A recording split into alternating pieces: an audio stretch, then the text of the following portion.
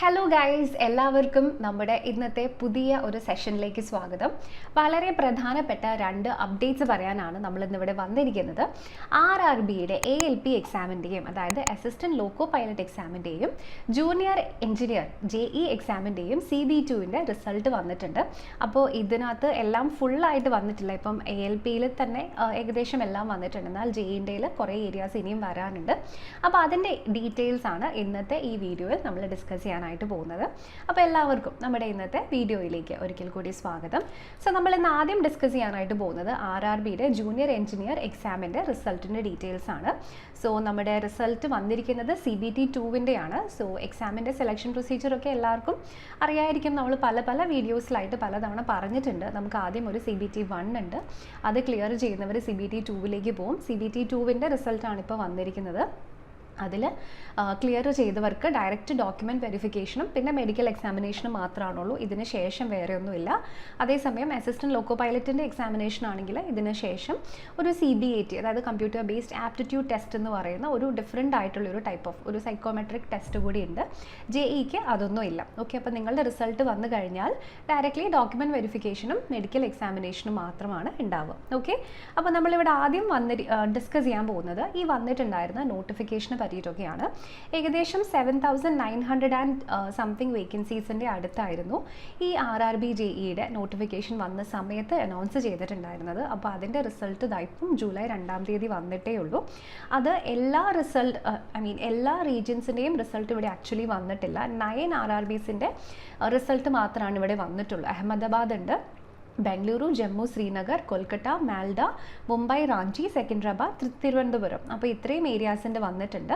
ഇനി ബാക്കി വരുന്ന ഏരിയാസ് അതായത് അജ്മേർ, ഭോപ്പാൽ, ഭുവനേശ്വർ, ചണ്ഡീഗഡ്, ഗോരഖ്പൂർ, ഗുവാഹട്ടി, ബിലാസ്പൂർ, മുസാഫർപൂർ, പാട്ന, പ്രയാഗ്രാജ്, ചെന്നൈ, സിലിഗുരി. അപ്പോൾ ഇത്രയും ഏരിയാസിൻ്റെ ഇത്രയും RRBസിൻ്റെ റിസൾട്ട് ഇനിയും വരാനാണ് പോകുന്നത്. ഓക്കെ, അപ്പോൾ ഇതാണ് നമുക്ക് പറയാനുള്ള ഏറ്റവും ഇമ്പോർട്ടൻ്റ് ആയിട്ടുള്ള അപ്ഡേറ്റ് എന്ന് പറയുന്നത്.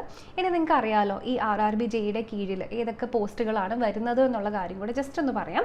പ്രധാനമായിട്ടും ഇവിടെ എഞ്ചിനീയർ പോസ്റ്റുകൾ തന്നെയാണ് വരുന്നത്. അതായത് ഡിപ്ലോമയോ ഡിഗ്രിയോ പഠിച്ചവർക്ക് അപ്ലൈ ചെയ്യാൻ പറ്റുന്ന എക്സാംസ് ആണിത്. അതിൽ വരുന്ന ഇമ്പോർട്ടൻ്റ് ആയിട്ടുള്ളൊരു പോസ്റ്റ് എന്ന് പറയുന്നത് CMA അല്ലെങ്കിൽ കെമിക്കൽ മെറ്റലർജിക്കൽ അസിസ്റ്റൻ്റ് ആണ്. പിന്നെ വരുന്നത് നമ്മൾ DMS എന്ന് പറയും, ഡിപ്പോ മെറ്റീരിയൽ സൂപ്പറിൻറ്റൻഡൻറ്റ് എന്നാണ് അതിൽ വരുന്നത്. ആൻഡ് നെക്സ്റ്റ് വരുന്നത് കെമിക്കൽ സൂപ്പർവൈസർ. അത് കൂടുതലായിട്ടും ഒരു റിസർച്ച് റിലേറ്റഡ് ആയിട്ടുള്ള പോസ്റ്റാണ്. മെറ്റലർജിക്കൽ സൂപ്പർവൈസറും അതുപോലെ തന്നെ ഒരു റിസർച്ച് റിലേറ്റഡ് ആയിട്ടുള്ള പോസ്റ്റാണ്. ഓക്കെ, അപ്പോൾ ഇത് നിങ്ങൾ എക്സാമൊക്കെ എഴുതി കഴിഞ്ഞു എന്നുണ്ടെങ്കിൽ നിങ്ങളുടെ റിസൾട്ട് ഇനി എങ്ങനെയാണ് ചെക്ക് ചെയ്യാൻ പറ്റുക? നിങ്ങൾ റെയിൽവേക്ക് പല സോൺസ് ഉണ്ടെന്ന് നിങ്ങൾക്ക് അറിയായിരിക്കും അല്ലേ? അപ്പം ഏത് സോണിലാണ് നിങ്ങൾ അപ്ലൈ ചെയ്തിരിക്കുന്നത് ആ റീജിയണൽ RRBയുടെ വെബ്സൈറ്റിലായിരിക്കും നിങ്ങളുടെ റിസൾട്ട് വന്നിട്ടുണ്ടാവുക. ഓക്കെ, അപ്പോൾ അതിനുവേണ്ടി ആ വെബ്സൈറ്റിലേക്ക് നിങ്ങൾ ആദ്യം പോവുക. അതിനുശേഷം RRB JEയുടെ CBT2വിൻ്റെ ഡയറക്റ്റ് ലിങ്ക് നിങ്ങൾക്ക് കാണാൻ പറ്റും. നിങ്ങൾ അപ്ലൈ ചെയ്തപ്പം ഉപയോഗിച്ചിട്ടുണ്ടായിരുന്ന രജിസ്ട്രേഷൻ നമ്പറും നിങ്ങളുടെ ഡേറ്റ് ഓഫ് ബർത്തും കൂടെ കൊടുത്തിട്ടുണ്ടെങ്കിൽ നിങ്ങൾക്ക് അതിലേക്ക് ലോഗിൻ ചെയ്യാൻ പറ്റും. എന്നിട്ട് അവിടെ നിങ്ങൾക്ക് നിങ്ങളുടെ സ്കോർ കാർഡ് ഡൗൺലോഡ് ചെയ്യാനും നിങ്ങളുടെ ഷോർട്ട് ലിസ്റ്റിങ്ങിൻ്റെയും സ്റ്റേറ്റസ് ഒക്കെ കാണാനും പറ്റും. ഓക്കെ, അപ്പോൾ ഇതൊക്കെ നിങ്ങളുടെ റീജിയണൽ RRBയിൽ ലോഗിൻ ചെയ്താൽ മാത്രമാണ് പറ്റുള്ളൂ. അപ്പോൾ ഇത് മസ്റ്റായിട്ടും എല്ലാവരും ചെക്ക് ചെയ്യുക. ആൻഡ് നിങ്ങളുടെ സ്കോർ കാർഡിൽ എന്തൊക്കെ കാര്യങ്ങളാണ് കാണാൻ പറ്റുക. സോ നോർമലി നിങ്ങളുടെ പേരുണ്ടാകും, നിങ്ങളുടെ അതിൻ്റെ ഡേറ്റ് വന്നിട്ടുണ്ടാകും, നിങ്ങൾ ടോട്ടൽ എത്ര ക്വസ്റ്റ്യൻസ് അറ്റംപ്റ്റ് ചെയ്തു, അതിൽ വാലിഡ് ആയിട്ടുള്ളത് എത്രയുണ്ട്, കറക്റ്റ് ആൻസേഴ്സ് എത്രയാണ്, ഇൻകറക്റ്റ് ആൻസേഴ്സ് എത്രയാണ്, നിങ്ങളുടെ നോർമലൈസ്ഡ് ആയിട്ടുള്ള മാർക്സും, അതുപോലെ തന്നെ നിങ്ങൾ ഏത് കാറ്റഗറിയാണ്. ഇപ്പോൾ ചിലർ അൺറിസർവ്ഡ് ആയിരിക്കും, ചിലർ SC ST അങ്ങനെ പല കാറ്റഗറീസ് ഉണ്ട് അല്ലേ? അപ്പോൾ നിങ്ങൾ അതിൽ ഏത് കാറ്റഗറിയിലാണ് പെടുന്നത് അതിനനുസരിച്ചിട്ടുള്ള നിങ്ങളുടെ കട്ട് ഓഫും നിങ്ങളുടെ ക്വാളിഫയിങ് സ്റ്റാറ്റസ്, അതായത് നിങ്ങൾ അടുത്ത സെഷനിലേക്ക് നിങ്ങളെ വിളിക്കുകയോ ഇല്ലയോ എന്നുള്ളതിൻ്റെ ആ ഒരു അപ്ഡേറ്റും ഈ സ്കോർ കാർഡിൽ നിങ്ങൾക്ക് കാണാൻ പറ്റും. ഓക്കെ, സോ ഇനി നിങ്ങൾ സെലക്ട് ആയിട്ടുണ്ടെന്നുണ്ടെങ്കിൽ ഡയറക്റ്റ്ലി നിങ്ങൾക്ക് ഡോക്യുമെൻറ്റ് വെരിഫിക്കേഷനും മെഡിക്കൽ എക്സാമിനേഷനും മാത്രമാണുള്ളൂ. അതാണ് ഇതിൻ്റെ നെക്സ്റ്റ് സ്റ്റേജ് എന്ന് പറയുന്നത്. സോ ബേസിക്കലി നിങ്ങളുടെ മെറിറ്റ് ലിസ്റ്റ് പ്രിപ്പയർ ചെയ്യപ്പെടുന്നത് CBT2വിൻ്റെ നോർമലൈസ്ഡ് മാർക്സ് ബേസ്ഡ് ആയിട്ടാണ്. CBT1ൽ നിങ്ങൾ ക്ലിയർ ചെയ്താലാണ് CBT2വിൽ പോവുള്ളൂ. പക്ഷേ കൂടുതലും നിങ്ങളുടെ റിസൾട്ട് അല്ലെങ്കിൽ മെറിറ്റ് ലിസ്റ്റ് വരുന്നത് CBT2 ബേസ്ഡ് ആയിട്ടാണ്. ഓക്കെ, അപ്പോൾ എക്സാം പാറ്റേൺ ഒക്കെ എല്ലാവർക്കും ഓർമ്മയുണ്ടല്ലോ. രണ്ട് രീതിയിലായിരുന്നു. CBT1 എന്ന് പറഞ്ഞാൽ അതിൽ മാത്സും ഇംഗ്ലീഷ് ഉണ്ടായിരുന്നില്ല, മാത്സും റീസണിങ്ങും ജനറൽ അവയർനെസ്സും ജനറൽ സയൻസും ആയിരുന്നു ഉണ്ടായിരുന്നത്. അപ്പോൾ ഞാൻ CBT 1 കാര്യമാണ് പറയുന്നത് കേട്ടോ. ജസ്റ്റ് നിങ്ങൾക്ക് ഓർമ്മയില്ലാത്തവർക്ക് വേണ്ടി ജസ്റ്റ് ഒന്ന് എഴുതുകയാണേ. സോ CBT 1 കേസിൽ നമുക്കൊരു 100 മാർക്കിലായിരുന്നു എക്സാം നടന്നിട്ടുണ്ടായിരുന്നത്. എന്നാൽ CBT 2 വന്നപ്പോഴേക്കും നമ്മൾ 150 മാർക്കിലായിരുന്നു എക്സാം. അപ്പോൾ അതിൽ ഈ പറഞ്ഞ ബാക്കിയുള്ള സബ്ജക്ട്സുകൾ, അതായത് റീസണിങ്ങോ മാത്സോ അങ്ങനെയുള്ള സബ്ജക്ട്സ് ഒന്നുമില്ല. നിങ്ങൾക്ക് ജനറൽ അവയർനെസ് മാത്രം ഉണ്ടായിരുന്നു, അതിലൊരു 15 മാർക്കിന് ഉണ്ടായിരുന്നു. പിന്നെ നിങ്ങൾക്ക് ഫിസിക്സ് ആൻഡ് കെമിസ്ട്രിയിൽ നിന്നും വീണ്ടും 15 മാർക്കിൻ്റെ ക്വസ്റ്റൻ ഉണ്ടായിരുന്നു. പിന്നെ കമ്പ്യൂട്ടർ ആപ്ലിക്കേഷൻസ് നോളജ് അങ്ങനെയൊരു സെഷൻ കൂടി ഉണ്ടായിരുന്നു. അതിൽ എനിക്ക് തോന്നുന്നു ഒരു 10 മാർക്കായിരുന്നു ഉണ്ടായിരുന്നത്. എൻവയോൺമെൻറ്റ് പൊല്യൂഷൻ ആൻഡ് കൺട്രോൾ, അതിന് 10 മാർക്ക്. ഏറ്റവും കൂടുതൽ വെയിറ്റേജ് വന്നിട്ടുണ്ടായിരുന്നത് നിങ്ങളുടെ ടെക്നിക്കൽ എബിലിറ്റീസിലായിരുന്നു അല്ലേ. സോ അങ്ങനെ ടോട്ടൽ 150, അതിൽ 100 മാർക്സും നിങ്ങളുടെ ടെക്നിക്കൽ എബിലിറ്റീസിൽ തന്നെയായിരുന്നു ഫോക്കസ്ഡ് ആയിട്ടുണ്ടായിരുന്നത്. ടെക്നിക്കൽ എബിലിറ്റി എന്ന് പറഞ്ഞാൽ അത് പല സ്ട്രീംസിൻ്റെ, എഞ്ചിനീയറിങ്ങിൻ്റെ പല സ്ട്രീംസാണ്. ഫോർ എക്സാമ്പിൾ മെക്കാനിക്കൽ എഞ്ചിനീയറിംഗ് ഉള്ളവർക്ക് ഉണ്ടായിരുന്നു, സിവിൽ എഞ്ചിനീയറിംഗ് ഉള്ളവർക്ക് അപ്ലൈ ചെയ്യാമായിരുന്നു, ഇലക്ട്രിക്കലിനും അപ്ലൈ ചെയ്യാൻ പറ്റുന്നുണ്ടായിരുന്നു അല്ലേ. അപ്പോൾ ഇങ്ങനെയുള്ള ഈ സ്ട്രീംസ് നിങ്ങൾ ഏതാണോ സെലക്ട് ചെയ്തത് അതിൽ നിന്നായിരുന്നു ആ 100 മാർക്കിൻ്റെ ചോദ്യങ്ങൾ വരുന്നത്. സോ അത് ബേസ്ഡ് ആയിട്ടാണ് നിങ്ങളുടെ ഫൈനൽ മെറിറ്റ് ലിസ്റ്റ് വരുന്നത്. ഓക്കെ, അപ്പോൾ ഡോക്യുമെൻറ്റ് വെരിഫിക്കേഷൻ്റെ സമയത്ത് നിങ്ങൾ പോകുമ്പോൾ നിങ്ങളുടെ എല്ലാത്തിൻ്റെയും ഒറിജിനൽ ഡോക്യുമെൻറ്റ്സ് കയ്യിൽ വെക്കാനായിട്ട് പ്രത്യേകം ശ്രദ്ധിക്കുക. ആൻഡ് മെഡിക്കൽ വെരിഫിക്കേഷനും കൂടിയുണ്ട്, അപ്പോൾ മെഡിക്കൽ എക്സാമും കൂടിയുണ്ട്, അതും നിങ്ങൾ ജസ്റ്റ് ഒന്ന് കെയർഫുൾ ആയിരിക്കും. ഓക്കെ, അപ്പോൾ മെഡിക്കൽ ഫിറ്റ്നസ് മാൻഡേറ്ററി ആണ്. ഡോക്യുമെൻറ്റ് വെരിഫിക്കേഷൻ സക്സസ്ഫുൾ ആകണം, എങ്കിൽ മാത്രമാണ് നിങ്ങൾക്ക് ഫൈനൽ അപ്പോയിൻമെൻറ്റിലേക്ക് വരാൻ പറ്റുള്ളൂ. ഓക്കെ, അപ്പോൾ ഇത് നമ്മളിപ്പോൾ പറഞ്ഞത് RRBയുടെ JEയുടെ റിസൾട്ട് വന്ന കാര്യമാണ്. എല്ലാ സോൺസിലും വന്നിട്ടുണ്ടായിരുന്നില്ല. ഇനി അത് പ്രകാരമുള്ള ഇമ്പോർട്ടൻ്റ് ആയിട്ടുള്ള ഒരു കാര്യം കൂടി ഞാൻ ജസ്റ്റ് പറയാം. ഇതിനെപ്പറ്റി ഒരുപാട് ന്യൂസും ഫേക്ക് ന്യൂസും ഒക്കെ വരുന്നുണ്ട്. അപ്പോൾ നിങ്ങൾ ഒഫീഷ്യലായിട്ട് RRBയുടെ വെബ്സൈറ്റ്സ് മാത്രം റിലൈ ചെയ്യുക. അതിൽ വരുന്ന ഡേറ്റ് അനുസരിച്ചിട്ടാണ് നിങ്ങളുടെ റിസൾട്ടൊക്കെ നിങ്ങൾ വെരിഫൈ ചെയ്യേണ്ടത്. ഓക്കെ, ഒരുപാട് വീഡിയോസും ഒരുപാട് ഫേക്ക് ന്യൂസും ഒക്കെ പരക്കുന്നുണ്ട്. അപ്പോൾ അത് നിങ്ങൾ ജസ്റ്റ് ഒന്ന് കെയർഫുൾ ആയിരിക്കും. ഓക്കെ, ആൻഡ് നിങ്ങളുടെ സ്കോർ കാർഡ് ഒരു 15 ഡേയ്സിൻ്റെ വാലിഡിറ്റി മാത്രമേ ഉണ്ടാവുള്ളൂ. അപ്പോൾ അത് കഴിഞ്ഞിട്ടുണ്ടെങ്കിൽ അത് ഇൻവാലിഡ് എന്ന് വെച്ചിട്ടുണ്ടെങ്കിൽ നിങ്ങൾക്ക് പിന്നെ അത് കാണാൻ പറ്റില്ല. അപ്പോൾ എല്ലാവരും എത്രയും പെട്ടെന്ന് തന്നെ, നിങ്ങൾ ഇതുവരെ നിങ്ങളുടെ റിസൾട്ട് നോക്കിയിട്ടില്ല എന്നുണ്ടെങ്കിൽ എത്രയും പെട്ടെന്ന് തന്നെ നിങ്ങളുടെ റിസൾട്ട് ജസ്റ്റ് നോക്കുക.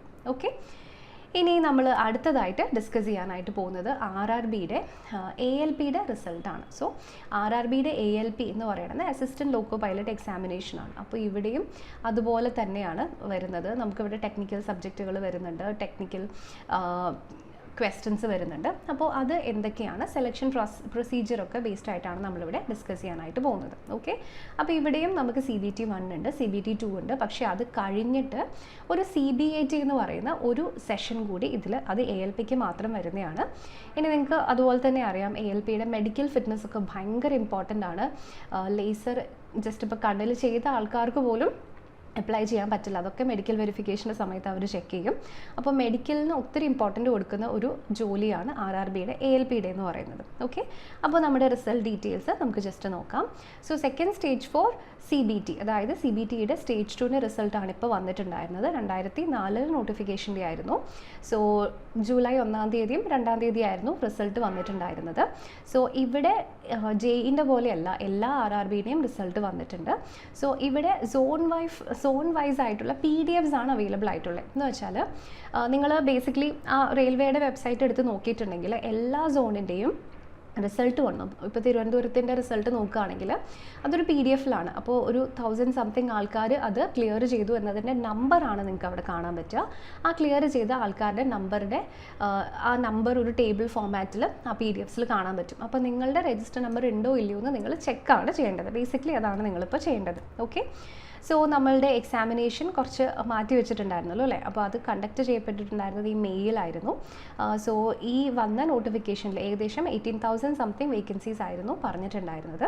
അപ്പോൾ ഇനി നിങ്ങളിത് ക്ലിയർ ചെയ്തിട്ടുണ്ടെങ്കിൽ നിങ്ങളുടെ നെക്സ്റ്റത്തെ സ്റ്റെപ്പ് എന്താണ് എന്നുകൂടി ജസ്റ്റ് പറയാം. സോ ഇതിന് ശേഷം നിങ്ങൾക്ക് CBAT ആയിരിക്കും ഉണ്ടാവുന്നത്. സോ CBAT എന്ന് പറഞ്ഞാൽ കമ്പ്യൂട്ടർ ബേസ്ഡ് ആപ്റ്റിറ്റ്യൂഡ് ടെസ്റ്റ് ആണ്. സോ ഇത് ഒരു 5 ബാറ്ററീസിലാണ്, എന്ന് വെച്ചാൽ ഒരു സൈക്കോമെട്രിക് ടെസ്റ്റ് ആണ് ബേസിക്കലി CBAT എന്ന് പറയുന്നത്. സോ അപ്പോൾ ഇവിടെ CBATയിൽ നെഗറ്റീവ് മാർക്കിംഗ് വരുന്നില്ല. അപ്പോൾ നിങ്ങളുടെ CBATൻ്റെയും എല്ലാത്തിൻ്റെയും കൂടെ ബേസ്ഡ് ആയിട്ടായിരിക്കും നിങ്ങളുടെ ഫൈനൽ മെറിറ്റ് ലിസ്റ്റും ഇവിടെ പ്രിപ്പയർ ചെയ്യുന്നുണ്ടാവുക. ഓക്കെ, അപ്പോൾ നെക്സ്റ്റത്തെ സ്റ്റേജിൻ്റെ കാര്യം മറക്കണ്ട. പിന്നെ ഒരു ഇമ്പോർട്ടൻറ്റ് കാര്യം, നിങ്ങളുടെ CBT 1 കഴിഞ്ഞ് CBT 2 വന്നു കഴിഞ്ഞിട്ടുണ്ടെങ്കിൽ ഇവിടെ ആ ടൈപ്പ് ഓഫ് ക്വസ്റ്റ്യൻസ് അല്ല നമുക്ക് CBATയിലേക്ക് വരുമ്പോൾ കാണുന്നത്. അവിടെ പ്രധാനമായിട്ടും മെമ്മറി ടെസ്റ്റ് ബേസ്ഡ് ആയിട്ടുള്ള ക്വസ്റ്റ്യൻസ്, പിന്നെ ഡിറക്ഷൻസ് ഫോളോ ചെയ്യേണ്ടത്, പിന്നെ വരുന്നത് ഒരു ഡെപ്ത് പെർസെപ്ഷൻ ബേസ്ഡ് ആയിട്ടുള്ള ടെസ്റ്റുകൾ വരുന്നുണ്ട്. നെക്സ്റ്റ് സ്പീഡ്, അതായത് പെർസെപ്ച്വൽ സ്പീഡ് ടെസ്റ്റും അങ്ങനെ, ആൻഡ് ഒബ്സർവേഷൻ ബേസ്ഡ് ആയിട്ടുള്ള ക്വസ്റ്റ്യൻസ്. അപ്പോൾ ഇത്തിരി അബ്സ്ട്രാക്റ്റ് ആയിട്ടുള്ള ടൈപ്പ് ഓഫ് ടെസ്റ്റുകളാണ് CBATയിൽ ആക്ച്വലി വരുന്നത്. ഓക്കെ, ഇനി നെക്സ്റ്റ് സ്കോർ കാർഡ്സ് ജൂലൈ 2 മുതൽ റിലീസ് ആയിട്ടുണ്ട്. സോ 14th വരെ, അതായത് ജൂലൈ 14th വരെ സ്കോർ കാർഡ്സ് അവൈലബിൾ ആയിരിക്കും. നേരത്തെ ഞാൻ പറഞ്ഞതുപോലെ തന്നെ നിങ്ങളുടെ രജിസ്ട്രേഷൻ നമ്പറൊക്കെ വെച്ചിട്ട് ലോഗിൻ ചെയ്യുക, അപ്പോൾ നിങ്ങൾക്ക് അതിൻ്റെ ഡീറ്റെയിൽസ് കാണാൻ പറ്റും. ആൻഡ് ഇവിടെ പാർട്ട് എയുടെ മാർക്സാണ് നിങ്ങളുടെ ഈ മെറിറ്റ് പ്രിപ്പയർ ചെയ്യാൻ വേണ്ടി യൂസ് ചെയ്തിരിക്കുന്നത്. പാർട്ട് ബി എന്ന് പറയുന്നത് കംപ്ലീറ്റ്ലി ക്വാളിഫയിങ് ആണ്. അപ്പോൾ എന്താണ് ഈ part A and part B? നമ്മുടെ CBT 2-ൻ്റെ കാര്യമാണ് പറയുന്നത് കേട്ടോ. അപ്പോൾ അതിനകത്ത് പാർട്ട് എ എന്ന് പറയുന്നത് നമുക്ക് പ്രധാനമായിട്ടും CBT 2 for RRB ALP, അതിൽ മാത്സ് ഉണ്ടായിരുന്നു, നെക്സ്റ്റ് ഇവിടെ റീസണിങ് ഉണ്ടായിരുന്നു, അതുപോലെ തന്നെ ഇവിടെ ബേസിക് എൻജിനീയറിംഗ് ഉണ്ടായിരുന്നു. ഓക്കെ, ആൻഡ് പാർട്ട് ബിയിൽ വന്നിട്ടുണ്ടായിരുന്നത് നിങ്ങളുടെ ട്രേഡ് ഏതാണോ അത് ബേസ്ഡ് ആയിട്ടുള്ള ക്വസ്റ്റ്യൻസ് ആയിരുന്നു. ഓക്കെ, അപ്പോൾ റിലവൻറ്റ് ട്രേഡ്, ഇപ്പോൾ നിങ്ങൾ സിവിൽ കൊടുത്തിട്ടുണ്ടാകും, മെക്കാനിക്കൽ കൊടുത്തിട്ടുണ്ടാകും, അല്ലെങ്കിൽ ഇലക്ട്രിക്കൽ കൊടുത്തിട്ടുണ്ടാവും അല്ലേ. അപ്പോൾ അതിൽ ഏതായിരുന്നോ നിങ്ങളുടെ ട്രേഡ് അത് ബേസ്ഡ് ആയിട്ടാണ് ഇവിടെ നമ്മൾ പാർട്ട് ബിയിൽ ക്വസ്റ്റ്യൻസ് വന്നിട്ടുണ്ടായിരുന്നത്. അപ്പോൾ ഈ പാർട്ട് എയിലെല്ലാം കൂടെ 100 മാർക്കിനായിരുന്നു ചോദ്യങ്ങൾ ഉണ്ടായിരുന്നത്. പാർട്ട് ബിയിൽ എല്ലാത്തിനും കൂടെ 75 മാർക്കിനായിരുന്നു ക്വസ്റ്റ്യൻസ് ഉണ്ടായിരുന്നത്. അപ്പോൾ പാർട്ട് ബി ക്വാളിഫയിങ് നേച്ചറാണ്. പാർട്ട് എയുടെ നിങ്ങളുടെ സ്കോർ ബേസ്ഡ് ആയിട്ടാണ് നമുക്കിവിടെ ഫൈനൽ റിസൾട്ട് ഇവിടെ CBT 2-ൽ വന്നിരിക്കുന്നത്. ഓക്കെ, അപ്പോൾ ഇത്രയും കാര്യങ്ങൾ എല്ലാവർക്കും ക്ലിയർ ആയല്ലോ. അപ്പോൾ ഇനി എന്താണ് നമുക്ക് പറയാനുള്ളത് നോക്കാം. ഇനി നമുക്ക് പറയാനുള്ള ഏറ്റവും ഇമ്പോർട്ടൻ്റ് ആയിട്ടുള്ള കാര്യം, ഇതിന് ശേഷം നിങ്ങളുടെ ഫൈനൽ മെറിറ്റ് ലിസ്റ്റിലേക്ക് വരുമ്പം എങ്ങനെയാണ് നിങ്ങളുടെ ഫൈനൽ മാർക്സ് കാൽക്കുലേറ്റ് ചെയ്യപ്പെടുക എന്നുള്ളതാണ്. സോ നിങ്ങളുടെ ഫൈനൽ സെലക്ഷൻ ആൻഡ് വെയിറ്റേജ് എങ്ങനെയാണെന്ന് വെച്ചിട്ടുണ്ടെങ്കിൽ CBATക്ക് ശേഷം, ഇപ്പോൾ ഞാൻ CBATയിലേക്ക് വിളിക്കും എന്ന് പറഞ്ഞു, അതിന് ശേഷമാണ് നിങ്ങളുടെ ഡോക്യുമെൻറ്റ് വെരിഫിക്കേഷനും മെഡിക്കൽ എക്സാമിനേഷനും ഉണ്ടാവുക. മെഡിക്കൽ എക്സാമിനേഷൻ വളരെ ഇമ്പോർട്ടൻ്റ് ആണ്, വളരെ ക്രിട്ടിക്കലാണ് ALPയുടെ പോസ്റ്റിലേക്ക് വേണ്ടിയിട്ട്.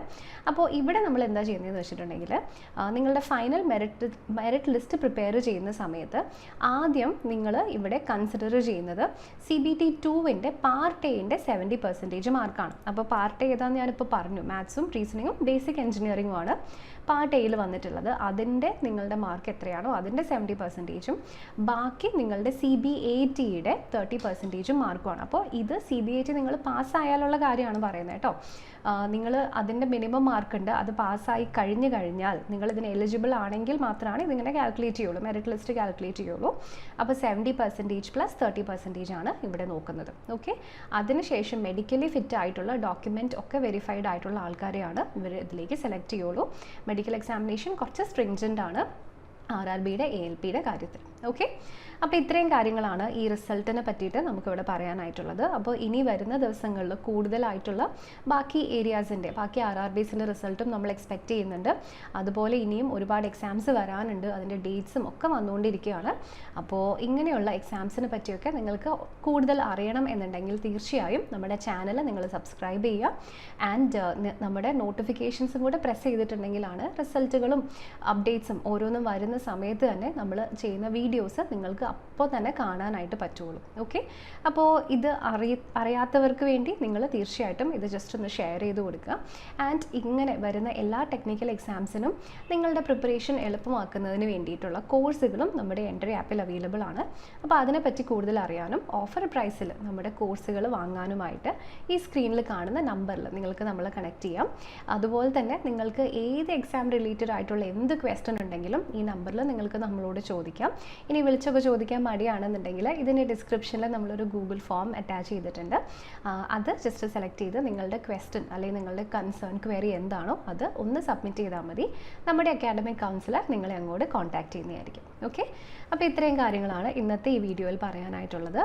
പറഞ്ഞതിൽ എന്തെങ്കിലും സംശയങ്ങളുണ്ടെങ്കിൽ തീർച്ചയായിട്ടും കോമെൻറ്റ്സിലൂടെ നമ്മൾ എഴുതി അറിയിക്കാം. ഓക്കെ, അപ്പോൾ അടുത്ത ക്ലാസ്സിൽ നമുക്ക് വീണ്ടും കാണാം. Thank you so much for watching.